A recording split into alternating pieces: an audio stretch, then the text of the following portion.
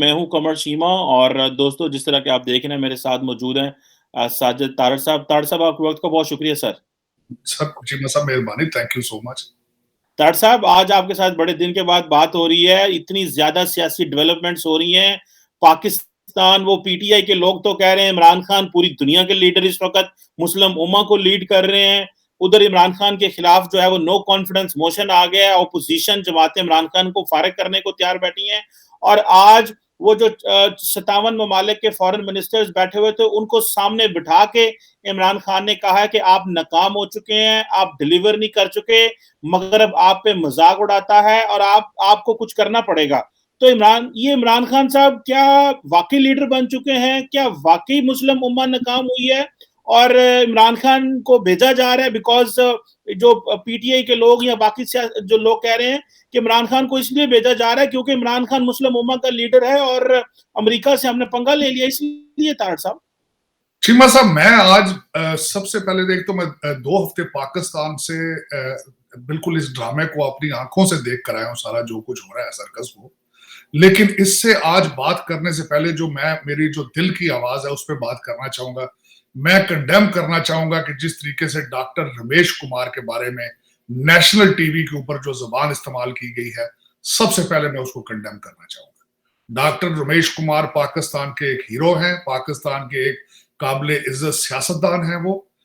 उनकी services for Pakistan remarkable, और मैं ये बिल्कुल सख्त लफ्जों के साथ कंडेम करूंगा जो जबान उनके खिलाफ इस्तेमाल की गई।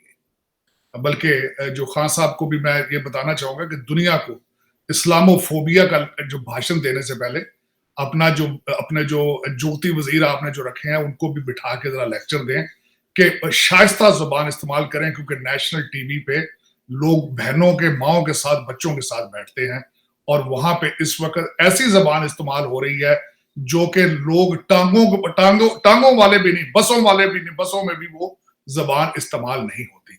ये उस पार्टी से इनका एडवाइजर उस पार्टी का है जो सुबह शाम रियासत मदीना और हजरत उमर की मिसालें देते हैं।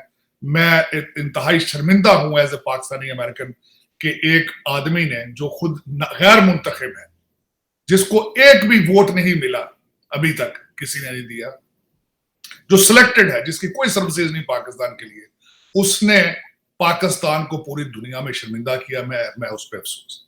अब उस बात पे अगर मैं अब मैं ओआईसी पे बोलना चाहूंगा। सबसे पहले अगर आप अपना एतमाद खो चुके हो, लोग आपके लिए तैयारियां करके बैठे हो, हालात ये हैं चीमा साहब के कल नून लीग वालों ने 8 पीटीआई के एमएनए से माजरत की है।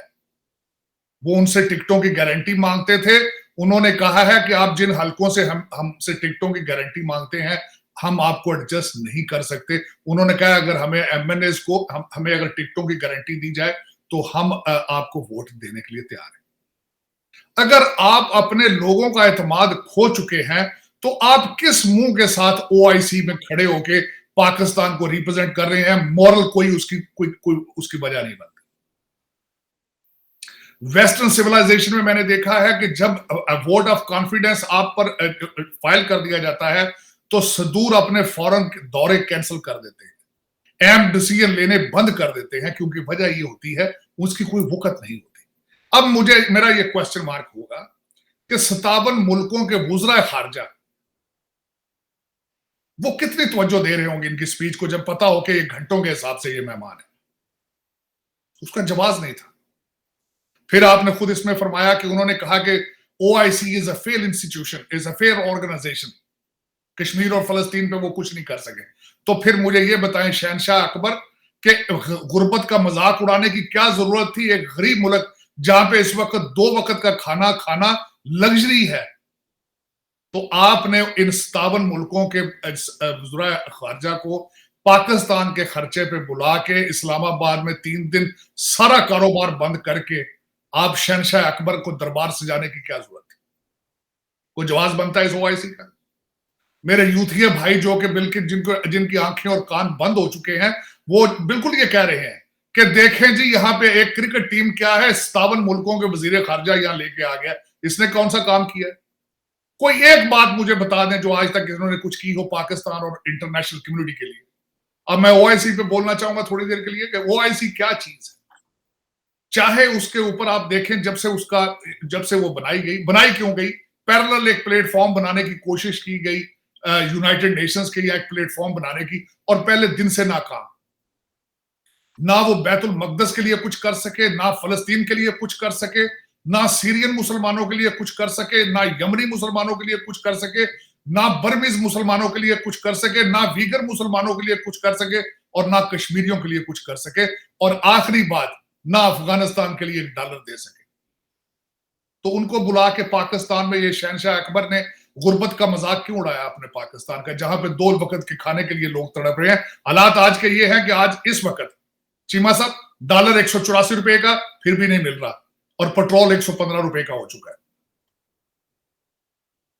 और खान साहब ने अपनी स्पीच में फरमाया पिछले दिनों में कि मैं वजीर आजम हूं, मैं टमाटर और प्याज के रेट सेट करने नहीं आया।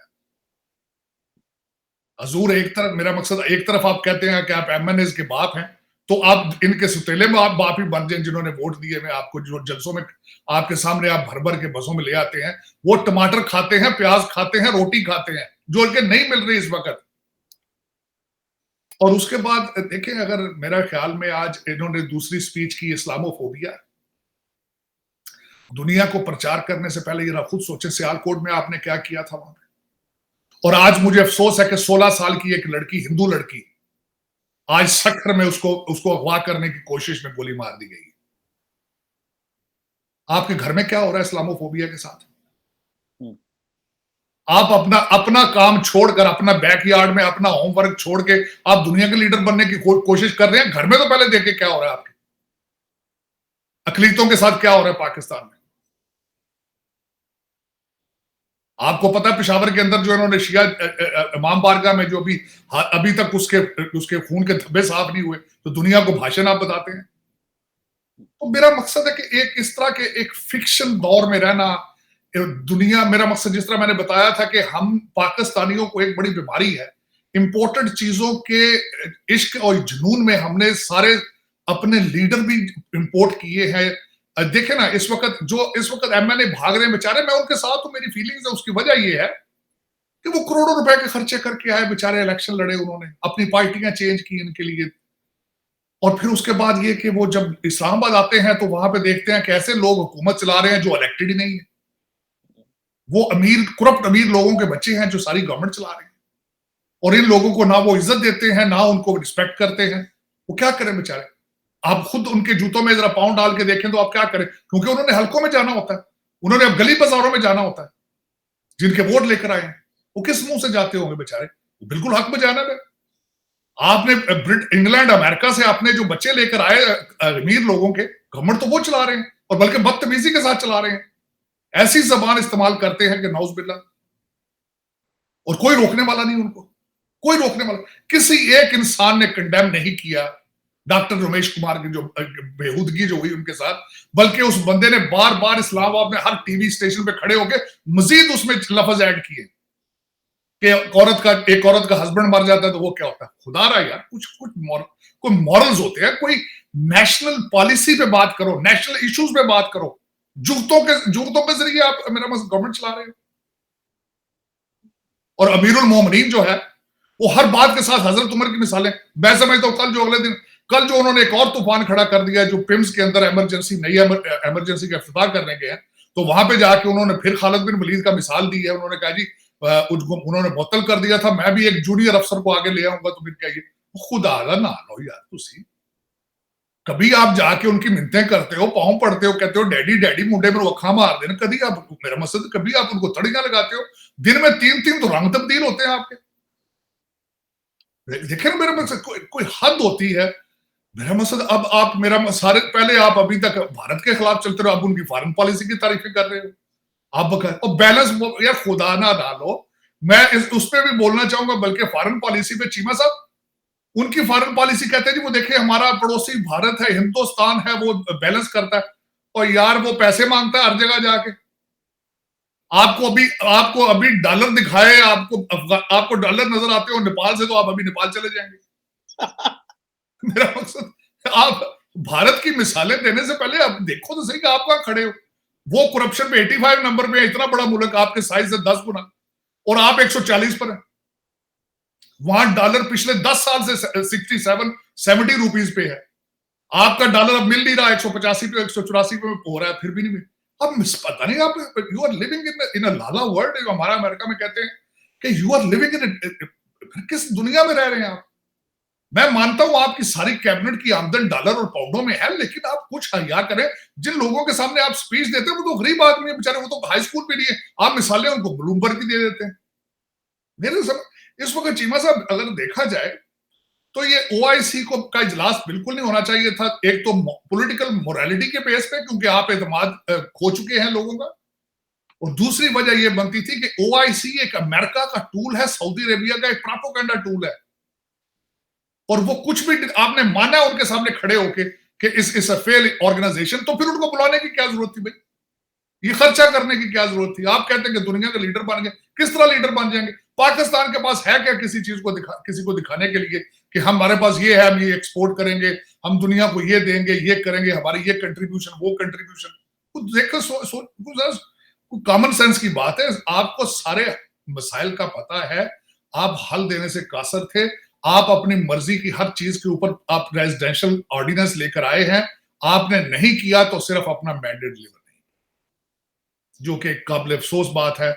आप रियासत मदीना पे, मैं हैरान हूं, इस पे भी उन्होंने ओआईसी की स्पीच में भी उन्होंने कहा जी कि देखें लोगों को पता ही नहीं है कि ओआईसी का रियासत मदीना की क्या चीज। मैं समझता हूं, हैरान होता तो खान साहब की कई दफा कह चुके हैं, मैं इंडिया को इंडियन से ज्यादा समझता हूं। और यार वहां 4 मैच खेलने से इंडिया में जाके आप उसके सारे फंडामेंटल को समझ गए। कुछ 2 हिस्ट्री की किताबें आपने पढ़ी होंगी मेरी तरह, तो आप इस तरह कह सकते हैं कि मैं इंडिया को इंडियन से ज्यादा समझता हूं।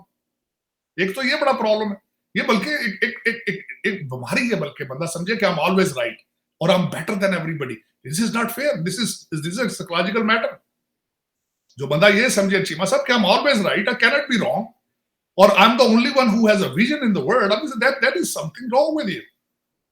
तो उसमें आके तो ये मसाइल मैं जो देख कर आया हूं अपनी आंखों से, और खास साहब मैं चीमा साहब मैं जहां गया, मैंने हर ड्राइवर से, हर डोरमैन से, हर वेटर से ये पूछने की कोशिश की कि आपकी जिंदगी के हालात क्या हैं, तनख्वाह के साथ आपका क्या बजट बन रहा है। तो खुदा की कसम चीखें उनकी निकली। और इन लोगों को कोई हया नहीं है, किसी के माथे पे बल नहीं है कि हम किस डायरेक्शन पे जा रहे हैं, और मिसालें क्या दे रहे हैं लोगों को कि हमने क्या, मेरा आप क्या खुद मेरे सब देखे ना। इस वक्त मेरे अंदाजे से काफी कैबिनेट के लोग जो हैं वो अपने वन वे टिकट जो है करा चुके हैं। शहजाद अकबर साहब, आजम खान साहब तो पहुंच चुके हैं, अपने अपने वापस घरों में आ चुके हैं।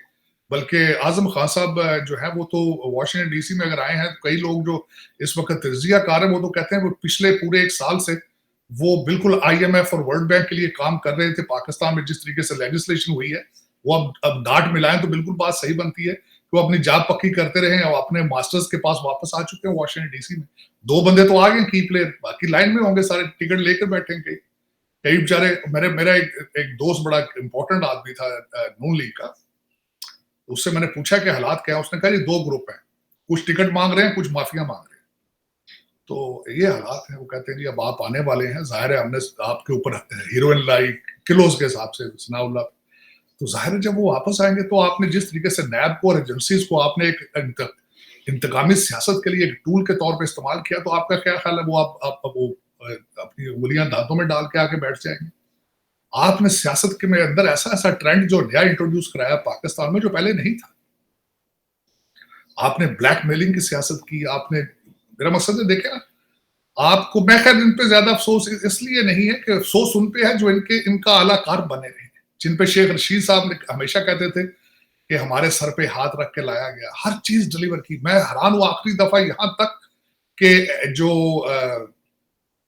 आईएमएफ का जो जिसके लिए लेजिस्लेशन की, उसमें भी कराची के एक एमएनए ने कहा था कि मुझे एक कॉल आई थी जिसकी वजह से मैं वोट डालने आया। तो यहां तक सपोर्ट थी, और उसमें अफसोस तो इस बात पे होता है कि अब वो मेरा मकसद है कि इन्होंने खुद भी उनको भी बदनाम कर दिया बहुत ज्यादा। अब देखें, अल्लाह ताला बेहतर करे। ओआईसी का इजलास 2 दिन का था, मेरे ख्याल में आज या कल खत्म हो जाएगा, वो चले जाएंगे। और उसके बाद सुप्रीम कोर्ट की चीजें सामने आ रही हैं। 4 सवाल जो गवर्नमेंट ने भेजे थे सुप्रीम कोर्ट में, उनके जवाब इनको मिल चुके हैं। अब इनकी गवर्नमेंट आईनी तौर पे तो मेरे ख्याल में खत्म हो चुकी है और मॉरली भी खत्म हो चुकी है। अब वो देखें अब तरीकाकार कौन सा होता है, ये किस तरह जाते हैं, क्या करते हैं, वो डिफाइन होना है। पता नहीं है वो किसने करना है। जो अभी तक मैं सोच रहा था कि अब कुछ हमारे यूथी दोस्त पीटीआई वाले अभी भी समझते हैं कि शायद जो हाथ हमें लेकर आया था अभी आखिरी दम तक वो हमें सपोर्ट करेगा। अब देखें, लेकिन काबिल अफसोस। बिल्कुल काबिल अफसोस है। अच्छा तार साहब, ये बात इस वक्त बड़ी डिस्कस हो रही है। देखिए, एक वक्त हुआ करता था कि कभी जो इनको लाने वाले थे या जिनको एस्टैब्लिशमेंट कहा जाता है कि जी वो इनको लेके आए, वो नॉर्मली पाकिस्तान की सियासत में इस तरह टीवी पे डिस्कस नहीं होते थे। अब हर बंदा, हर एनालिस्ट जो है वो इसको देख रहा है कि जी वो लेके आए, वो जी कॉल आ गई। तो इतना ज्यादा डिस्कस होना भी मुनासिब चीज नहीं है। इससे जाहिर बात है मुल्क का वकार जो है वो मजरू होता है। तो क्या आप समझते हैं अब जो अपोजिशन जी की जमातें जो मेन स्ट्रीम आ रही हैं, अगर वो पावर में आते हैं तो क्या वो भी डील होगी, या आप समझते हैं ये गोरख धंधा बंद नहीं होना चाहिए कि मुल्क के अंदर जो ट्रू ये सियासतदान क्यों इस तरह की चीजें करते हैं, वो क्यों अवाम की अपनी ताकत पे यकीन नहीं रखते और अपने अंदर अपनी जो पॉपुलैरिटी है अवाम में उस पर क्यों यकीन नहीं रखते? लोगों का नाम लेते हैं, लोगों की बात करते हैं, लोगों को फिर आखिर में लोगों से मदद भी लेके नहीं आते, मदद भी किसी और से लेके। तो हम तो 75 साल में अब दुनिया का कोई मुल्क देख लें या अफ्रीका में इस तरह होता है जिस तरह आप कहते हैं अक्सर बनाना रिपब्लिक है। तो क्या सियासतदान अपने बिलबोते पे ताकत में आइंदा आएंगे कि यही मॉडल आप समझते हैं चलेगा आइंदा भी? देखिए, सबसे पहले तो चीमा साहब, अगर सियासतदान सारे हम जो हमारी इस वक्त जो पार्टियां देखे हैं, जो सियासतदान है सब सारे बैठे हैं, वो सारे ही एस्टेब्लिशमेंट के तैयार करते हैं, इंक्लूडिंग खान साहब, इंक्लूडिंग नवाज शरीफ, नून लीग वगैरह, काफ लीग देख लें। भुट्टो साहब भी जब आईजी अपने खिलाफ जो उनके एक तहरीक चली थी, तो आखिरी दौर में साथ वो यूनिफॉर्म वाले लोगों को बिठाते थे साथ मीटिंग्स में। तो ये सारी चीजें तो देखा जाए तो ये हाइब्रिड सिस्टम आज की क्रिएशन नहीं है, बहुत पुरानी है। चलें ठीक है, लेकिन उसमें आज मैं जो बात करना चाहूंगा कि आगे मैं खुद एक अपने आप को समझता हूं कि शायद मैं डेड एंड पे पहुंच चुका हूं पाकिस्तान के लिए, सोचों के लिहाज से को आगे राय निजात नजर नहीं आता। लेकिन पिछले दिनों मैंने एक चीज शहबाज शरीफ साहब की सुनी इंटरव्यू, कई लोगों को इतराज है उस पर, लेकिन मेरा पॉइंट ऑफ व्यू ये है, इस तरह है कि इस पॉलिटिकल एक्सरसाइज में लोग मेच्योर हो जाते हैं, लोग चेंज हो जाते हैं, और जिस तरीके से नैब ने और एजेंसीज ने उनको इंतकामी सियासत का हिस्सा बनाया, तो चीजें लोग सीख जाते हैं, रिफॉर्म हो जाते हैं। शहबाज शरीफ साहब की एक बात मुझे बड़ी अच्छी मेरे दिल को लगी, जो मैं समझता हूँ it can be a solution for Pakistan. उन्होंने कहा है कि एक बुरी गवर्नमेंट बनाई जाए और सारी पार्टियों से टेक्नोक्रेट लिए जाए, जो बाकिरदार लोग हैं, जिनके पास एक्सपीरियंस है गवर्नमेंट रन करने का, वो सारी पार्टियों से लिए जाए और 5 साल के लिए उन्हें मुल्क को ठीक करने का टाइम दिया जाए, अनइंटरप्टेड। मुझे उसमें कुछ नजर आता है, और ये मेरी ओपिनियन है, आई कैन बी रॉन्ग, लेकिन इसके अलावा आप मुझे बताएं कोई और इसके अलावा कोई सोल्यूशन हो तो वो मुझे तो कोई नजर नहीं आ रहा और कोई दूसरा सोल्यूशन। दरअसल आप बात वो जो कर रहे हैं वो कौमी हुकूमत की बात कर रहे हैं। इमरान खान का सबसे बड़ा नारा था अकाउंटेबिलिटी, और वो जो मूसवी साहब जिनको नैब ने हायर किया था वहां लंदन में कि जी वो स्टैब्लिश करें इमरान नवाज शरीफ के खिलाफ, उन्होंने वहां पे नवाज शरीफ से माफी मांग ली है। तो क्या हमेशा हमेशा के लिए ये अकाउंटेबिलिटी, ये एहतसाब, ये चोर, ये डाकू, ये नारे बंद नहीं होने चाहिए? इसने तो मुल्क की प्रोग्रेस रोक दी कि जिन लोगों ने इमरान खान कहते हैं कि जी इन्होंने अकाउंटेबिलिटी पे आए, नवाज शरीफ को बाहर भेज दिया, अकाउंटेबिलिटी पे आए, किसी को एक बंदे को सजा नहीं मिली, नैब ने इनको $30 मिलियन बाहर दिया, वो पीटीआई के कहने पे उन्होंने वहां पे कोर्ट में माफी मांग ली कि ₹1 नवाज शरीफ ने लेके आए। तो ये एक तो इमरान खान की सारी तहरीक इंसाफ है जी, हम जस्टिस लेके आएंगे, अकाउंटेबिलिटी करेंगे, वो फ्लॉप हो गई। तो आज ये इस चीज का गवाही नहीं मिलती कि हमें ये नारे बंद कर देने चाहिए, जब इसमें से निकलना कुछ नहीं है। आए तरक्की के पार्टनर बने, आए ग्रोथ पे काम करें, नेशनल कोहेजन पे काम करें, ना कि मुल्क को तकसीम करके तो अपनी सियासत चमकाने के लिए निजाम रोक दें। या ये अकाउंटेबिलिटी का जो नारा बंद नहीं होना चाहिए, और जो एहतसाब है वो अवाम 5 साल बाद बाहर निकाल देंगे लोगों को अगर उनको परफॉर्मेंस नहीं पसंद। लेकिन अगर परफॉर्मेंस पसंद ना हो तो देखें फिर आज क्या कर रहे हैं इमरान खान। उन्होंने असेंबली के बाहर पुलसरात बना दिया कि हम इनके ऊपर से गुजर के आगे वोट डालना है। दहशत गर्दी पे उतर आए हैं, जिस तरीके से सिंध हाउस के ऊपर अटैक किया गया। अगर लोग अपना अदम एतमाद या उसका सियासी हल निकालने की कोशिश करते हैं तो ये सियासत हो रही है। फिर इसका जवाब ये बताएं कि सियासत इनको कौन सिखाएगा? या तो इनके अंदर मॉरल करज हो ना, कि अगर आप एतमाद खो चुके हैं तो आप अमन के साथ घर चले जाएं। वो इतनी करज है नहीं इनके पास। देखे ना, लोगों ने सियासी इसका हल निकाला है। हर बंदे ने, राजा रियाज ने भी स्पीच दी है, दूसरा वो जो पेशावर वाले, हर एमएलए को अपने तहफुजात है और उनका हक बनता है कि वो तहफुजात को एक्सप्रेस करें। लेकिन किस तरीके से यूथिया उनके ऊपर पड़ रहे हैं, मैं अफसोस के साथ कहूंगा, आप उनकी बात करते हैं, डॉक्टर रमेश कुमार के घर के ऊपर यूथियों ने हमला किया जाए, कंडेम किया वज़ीर आज़म साहब ने। मॉरल करज ही नहीं है ना। तो आप सियासत, दूसरा एक मैं और मिसाल मैं हमेशा कहता हूं कि आप कुछ अच्छी चीज बनाने की सलाहियत नहीं रखते तो कॉपी कर लें। न्यू दिल्ली के अंदर आप देखेंगे आम पार्टी ने डिलीवर किया, आज पंजाब के अंदर वो आगे बैठ गए। और उन्होंने क्या किया, न्यू दिल्ली में क्या करती थी आम पार्टी? उन्होंने कहा था कि जो भी आदमी बंदा आपसे रिश्वत मांगता है उसको रिश्वत दें और साथ उसकी वीडियो बना के हमें भेजें। मेरे दोस्त, मेरा उसके बाद आम पार्टी जब आई थी तो मैं उसके बाद न्यू दिल्ली खुद गया एक दफा और मैंने खुद अपनी आंखों के साथ देखा वहां क्या हो रहा है। हर लोगों ने देखा, उन्होंने दिल्ली चेंज करके रख दी, स्कूलिंग से लेकर हॉस्पिटल से लेकर हर चीज को उन्होंने तब्दील करके रख दिया। दे डिलीवर्ड इट। आज मान साहब जो नए बने चीफ मिनिस्टर इंडिया के, पंजाब भारत के, उन्होंने ऐलान किया, उन्होंने कहा जो बंदा आपसे रिश्वत मांगे आप उसकी वीडियो बना के मुझे भेजें। लेकिन लोग डिलीवर करते हैं। ये हाइब्रिड सिस्टम है। लोग पूरी, आपको करना पड़ेगा एज ए सोसाइटी, वरना खत्म हो जाएंगे। 140 नंबर से आगे कहां जाएंगे? अगेन आगे आपके तो नंबर खत्म होने वाले बड़ी जल्दी। आपके हालात इस वक्त, दुनिया आपको किससे कंपेयर करती है? अफगानिस्तान और नाइजर से करती है कंपेयर। मैं कहता हूं खान साहब, आपने भारत की बात की कंपैरिजन की, आपको बांग्लादेश से भी कंपेयर नहीं किया जा सकता। आपको जो 1973 में आपके साथ से अलग हुए, आप कर सकते हैं कंपेयर उनके साथ? उनकी किसी पॉलिसी के साथ अपने आप को कंपेयर करके देख लें। पता नहीं आप लोगों को क्या ड्रामा दिखा रहे हैं। कौन से ट्रक की बत्ती पीछे लगा दिया आपने?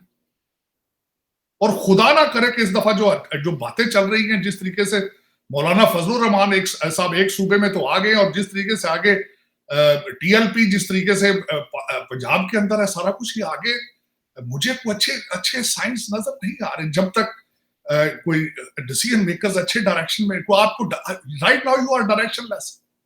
आपकी कोई डायरेक्शन नहीं है, आपकी कोई लीडरशिप नहीं है। आपके कंट्री के अंदर एक भी ऑर्गेनाइजेशन ऐसी नहीं है, एक भी इंस्टीट्यूशन ऐसा नहीं है जो आपको इस गन से निकाल सके। अगर है तो मेरे साथ उसकी डिबेट करें, मैं बताएं मुझे, मैं खुद मैं स्टूडेंट ऑफ पॉलिटिकल साइंस, मैं लर्न करना चाहूंगा। लेकिन मैं जो इस दफा देख कर आया हूं, मुझे तो कुछ नजर नहीं आ रहा वहां। आपका इस वक्त सियासत मजाक बन चुका है। डेली बेस पे मेरा मकसद है आपके इंस्टीट्यूशंस को बदनाम किया जा रहा है। आपके इंस्टीट्यूशंस के खिलाफ ट्रोलिंग हो रही है, आपके जजेस के खिलाफ ट्रोलिंग हो रही है। सोशल मीडिया को आपने गंद बना के रख दिया। टीवी एंकर्स आपने प्रोग्रामों में गंद, बिल्कुल सारा कुछ ऐसे ऐसे इल्काबात दिए जा रहे हैं जो कि नौज बिल्ला। और मेरी कुछ यूथी बहनें ऐसे ऐसे अल्फाज इस्तेमाल करती हैं कि जो आप, मेरा मकसद है आप बच्चों के साथ बैठ के नहीं सुन सकते। ये आपकी रियासत मदीना है, आप ठेकेदार, ये जिनकी मैं बातें कर रहा हूँ, ये सारे रियासत मदीना के ठेकेदार हैं। इनका इनके लीडर के हाथ में तस्बीह होती है हर वक्त, और उसके बच्चे देखें क्या कर रहे हैं। और जिस तरह साहब ने अपील कर दी है, उन्होंने कहा जी कि डॉक्टर रमेश कुमार के खिलाफ जो लफ्ज इस्तेमाल किया गया है, बाद में इमरान खान साहब ने कहा कि मैं इन सब का बाप हूं। तो फिर उसको भी डिफाइन करें। आज इरशाद भट्टी साहब ने कहा टीवी पे, और मैं बहुत हंसा हूं इस बात पे कि उन्होंने तो खैर ले गए नेक्स्ट लेवल पर, लेकिन इट मेक सेंस। देखे ना, पहले आप इन लोगों को इतने गंदे अल्फाज देते हैं, फिर इनको कहते हैं कि मैं इनका बाप हूं, वापस आ जाए आप। मिन्नतें तरले, मेरा बस किसी तरीके से मेरी गवर्नमेंट बच जाए, मेरी किसी तरीके से। और एक जो सबसे ज्यादा अफसोसनाक है चीमा साहब, जो खान साहब का नारा है कि अगर मैं नहीं तो कुछ भी नहीं, अगर मैं नहीं तो फिर पाकिस्तान ही नहीं, नौज बिल्ला। मेरा मकसद ये यहां तक सोचे हो, ये सियासत नहीं है, इनको सियासत आई नहीं है। ये कहते हैं मैं 22 साल करता रहा हूं सियासत, ये सियासत नहीं। सियासत में, मुझे एक दफा अमेरिका में किसी ने कहा था कि सियासत दोस्तियां और रिलेशनशिप बनाने का नाम है। सियासत रिलेशनशिप बनाने का नाम है। सियासत, पॉलिटिकल ओपिनियन, मैं आपको बताता हूँ बात, मैं हार्डकोर रिपब्लिकन हूँ चीमा साहब, हार्डकोर रिपब्लिकन, ट्रम्पस्टर हूँ। मेरा बच्चा सियासत में आना चाह रहा है, आगे आएगा, वो डेमोक्रेट पार्टी की तरफ से आ रहा है, मुझे कोई इतराज नहीं, उसके अपनी पॉलिटिकल ओपिनियन, वो जिस जिस पार्टी में जिस आइडियोलॉजी के साथ वो कंफर्टेबल कंफर्टेबल फील करता है, ही शुड, उसकी वजह ये है कि, लेकिन मैं, क्योंकि वो वकील है, वो उसको सियासत पे आना चाहिए। सियासत और वकालत दो, और सहावत, ये तीनों चीजें एक ही चीज का नाम है। लेकिन ये कि अगर आप इस एक्सट्रीम पे चले जाएं, आप कहें चाहिए ये लोटे हैं, और यार आपकी पार्टी में असद उमर और गवर्नर और इस्माइल के अलावा तो आपकी पार्टी में बंदे ही कौन, सारे ही लोटे हैं। जहाजों में भर भर के तरीन साहब लोटे लाते रहे, तो वो उस वक्त सारे वो उनका वो बड़े वो उनके जमीर जाग रहे थे, आज सारे बेजमीर हो गए। हम किस तरीके से बात कर रहे हैं? आपने तो खुद लफ्ज इलेक्टेबल इस्तेमाल किया, आपने तो खुद इस लफ्ज इस्तेमाल किया था कि कायदे आजम साहब जो है वो कांग्रेस पार्टी छोड़कर मुस्लिम लीग में आए थे, तो ये पार्टी चेंज करना तो गुनाह है ही नहीं। आपके साल पहले ओपिनियन कुछ और थी, आज आप इतने गुस्से में हैं, आप कहते हैं अगर मैं ये तहरीक जीत गया, मैं देखूंगा तो मैं तुम्हारे साथ क्या करता हूं। यार ये सियासत है, ये सियासत, ये तो गुंडागर्दी के एक, नौज बिल्ला, मुझे तो वो गुंडागर्दी कहते हुए भी शर्म आ रही है। लेकिन ये तो किसी को धमकियां देनी, चीमा साहब मैं ये कर दूंगा, जाओ सिंध हाउस पे चढ़ जाओ, जाओ डॉक्टर रमेश कुमार के घर चले जाओ, जाके हमले करो, तुम्हारी बच्चियों की शादियां नहीं होंगी, स्कूलों में तुम्हारे बच्चों को ये किया जाएगा। ये कैसी यार बातें कर रहे हो? ये लीडर इस तरह के होते हैं? और अगर इस तरह तुम्हें दर्द था लोगों का, इतने तुम लोगों के बाप हो, तो तुम पहले उनको मिलते क्यों नहीं रहे 3.5 साल? आपने आपने कौमी असेंबली में आना बंद कर दिया, आपने अपने एमएनएस को अकोमोडेट करना छोड़ दिया, उनसे मिलना छोड़ दिया, बुजदार साहब को बिठा के आप बनीगाला से सारा पूरा कंट्री आप चलाते रहे। केपीके में आपने टोटल पॉलिसी, आप क्या समझते, लोग अंधे हैं, लोग नाक में रोटियां डालते हैं। आजाद कश्मीर का जिस तरीके से आपने वजीर आजम पिक किया, सिर्फ इस वजह से कि आप बनीगाला से ऑपरेट करना चाहते थे, बल्कि बनीगाला से क्या, कुछ लोग तो पाकपतन से भी ऑपरेट कर रहे थे पाकिस्तान। तो लोगों को इस तरह करना था, तो फिर अब लोग भागे ना, तो और क्या करें पीटीआई को? वो जहां से आए तो वापस जा रहे हैं। आपने भी, मेरा मतलब आपका भी तो दारुल खिलाफा लंदन है, मेरे ख्याल में तो आपने भी वहीं आ जाना सबने, and you will live happily forever. बिल्कुल सर, एक छोटा सा सवाल, एक कॉन्स्टिट्यूशनल क्राइसिस क्रिएट हो रहा है इस वक्त, जो पोजीशन चल रही है, जुडिशरी का बड़ा इंपॉर्टेंट रोल है, और आपके अपने क्लास फेलो जो दोस्त हैं हसन भून साहब और आजम नजीर तारड़ साहब, वो इस वक्त ऑपोजिशन की तरफ से बल्कि पेश हुए हैं सुप्रीम कोर्ट में। सुप्रीम कोर्ट को एज ए लॉयर आप क्या देखते हैं, सुप्रीम कोर्ट की या पाकिस्तान की जुडिशरी की इस सिचुएशन में क्या रिस्पॉन्सिबिलिटी, और उन्हें प्रोएक्टिवली डिलीवर करना चाहिए, या आप उनके रोल को कैसे देखते हैं इस कॉन्स्टिट्यूशनल पोजीशन में, जहां इमरान साहब को फारिग किया जा रहा है और अपोजिशन और हुकूमत धरने रख रही है इस्लामाबाद में, और एक हिजान पैदा हो रहा है परसों से? मैं समझता हूँ, मैं जो इस वक्त बंदयाल साहब जो चीफ जस्टिस हैं, उनकी जो ओपिनियन थी, असल में सुप्रीम कोर्ट का एक रोल ये भी होता है टू डिफाइन द लॉज। तो उन्होंने बड़े अच्छे तरीके से डिफाइन किया है, उन्होंने कहा कि ये एक कॉन्स्टिट्यूशनल मैटर है, ये असेंबली के अंदर इसको सॉल्व करना चाहिए, लेकिन वोट देना हर जो एमएनए उसका अपना हक है। और उन्होंने, बल्कि मैं समझता हूं, और इसी कैपेसिटी के साथ भूंसा भी जाते हैं as a president of the supreme court bar, to protect the constitution. मेरे ख्याल में उनका रोल ये होना चाहिए, और है, ये भी रोल है, यही रोल है उनका, कि अनकॉन्स्टिट्यूशनल कोई ऐसी चीजें ना आए जहां से पाकिस्तान डीरेल हो जाए। मैंने उनकी सुनता रहा स्पीचेस और प्रेस कॉन्फ्रेंसेस, उसमें बार बार वो यही कहते रहे हैं कि लॉ एंड ऑर्डर और कॉन्स्टिट्यूशन की रिस्पेक्ट होनी चाहिए, और बिल्कुल इसी तरीके से असेंबली के मैटर्स असेंबली के अंदर डिस्कस होने चाहिए, वहीं पे वोट ऑफ कॉन्फिडेंस, वहीं पे वोटिंग होनी चाहिए। बल्कि बड़े अच्छे तरीके से आज भी उनकी प्रेस कॉन्फ्रेंस थी, जो 4 सवाल पूछे गए हुकूमत की तरफ से सुप्रीम कोर्ट को, उन्होंने बड़े अच्छे तरीके से उसको डिफाइन किया। बल्कि भून साहब की अभी जो रिसेंट प्रेस कॉन्फ्रेंस थी, इन्होंने कहा था कि जो लोग एमएनए अगर वोट डालते हैं तो उनको वोट डालने से पहले डिस्क्वालीफाई कर दिया जाए। तो उसके ऊपर भून साहब ने कहा कि कोई जुर्म कमिट होने से पहले उसकी सजा किस तरह दी जा सकती है, बड़े अच्छे तरीके से उन्होंने डिफाइन किया। और बिल्कुल बंदयाल साहब ने भी बिल्कुल कहा है कि असेंबली के मैटर्स असेंबली के अंदर होने चाहिए, और इस वक्त आपको पता है कि जलसा जो है वो किसी और जगह पे होगा, वो असेंबली के बाहर नहीं होगा। मेरे ख्याल में तो वहां भी नहीं होना चाहिए, क्योंकि इस वक्त जो खान साहब है वो ये सब चाहते हैं, उनकी जो विश लिस्ट है वो ये है कि रेड जोन के अंदर हंगामा हो और हालात खराब हो। अल्लाह ना करे इस तरह के हालात हो पाकिस्तान में, हर जान कीमती जान है, मैं समझता हूँ और इसको अमनो अमान के साथ, ये सियासत है, जमहूरियत है, और ये जमहूरियत का हुस्न है डिसएग्रीमेंट। जहां जब आप खुश नहीं होते तो आप उसको उसके उसके उसके खिलाफ आवाज उठाते हैं, तो उसकी आवाज ऐवान के अंदर रहनी चाहिए, सड़कों पे नहीं आनी चाहिए। पाकिस्तान एक बहुत गरीब मुल्क है, बहुत बुरे हालात हैं वहां पे, आप फैटफ की लिस्टों पे मौजूद हैं। जापान के प्रीमियर ने अगले दिन आप पे बहुत ज्यादा इल्जाम लगाए हैं, उन्होंने कहा है कि आप दहशतगर्द कंट्री हैं। तो खुदा ना करे कि आपके ऊपर सैंक्शंस और पाबंदियां लगे और आज एक जो 185 का जो डॉलर है वो 285 का हो जाए। तो इन चीजों से इज्तनाब करना चाहिए। मेरी ये दुआ है कि पाकिस्तान इस मुश्किल वक्त में आईदी तौर पर और लॉ एंड ऑर्डर के अंदर रहते रहते अपने हालात को ठीक करे, जिस तरह भी ठीक करे। और अल्लाह ताला अगले दिन जिस तरह जावेद चौधरी साहब ने अपने आर्टिकल में चार्ल्स डिगाल की मिसाल दी है, खान साहब के एडवाइजर जो हैं उनको चाहिए कि उनको चार्ल्स डिगाल की मिसाल बताएं और उनको कहें कि लोग बाइज्जत तरीके से भी घर जाते हैं और फिर आ जाते हैं वापस। आप इसका वो कहते हैं ना पंजाबी में अखीर वेख के ना जाओ उड़ेदा, लेकिन खान साहब लग इसी तरह रहा है कि अखीर वेख के जाना चाहते हैं। चलिए, thank you very much Tarar साहब for your analysis and for your opinion. बड़ी मेहरबानी। पाकिस्तान जिंदाबाद।